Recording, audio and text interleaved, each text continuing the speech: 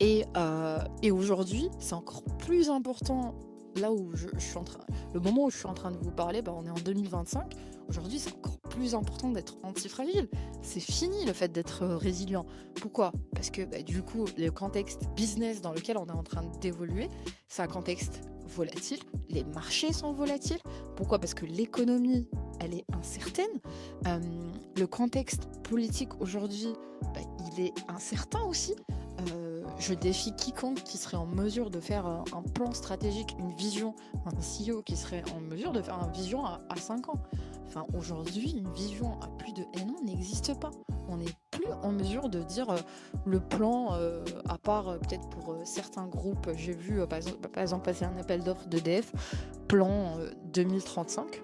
C'est un plan en 10 ans. Pourquoi? Peut-être parce qu'il y a une complexité sur les plans de EDF et que ça prend du temps. Mais sinon, en dehors de, de ces domaines-là un peu critiques, bah, les plans stratégiques se font en une année. On n'est pas en mesure de prédire. Et au fait, ça sert à rien.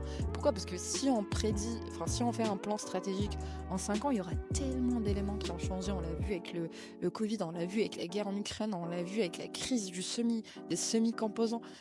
On l'a vu avec la crise des composants sur les semi-conducteurs, pardon. On l'a vu avec ce qui s'est passé sur les problématiques en mer Rouge sur les transports. Donc ça a tellement d'impact business que aujourd'hui on vit des situations qui sont incertaines, volatiles, incertaines. Et avec l'arrivée de l'IA, il y a encore plus de complexité qui se crée. Et avec la complexité, l'incertitude, euh, les problèmes aujourd'hui, la complexité, bah, il y a de l'ambiguïté qui se crée. Il y a beaucoup d'ambiguïté qui se crée aujourd'hui d'un point de vue business. Et c'est pour ça que bah, la résilience ne marche plus.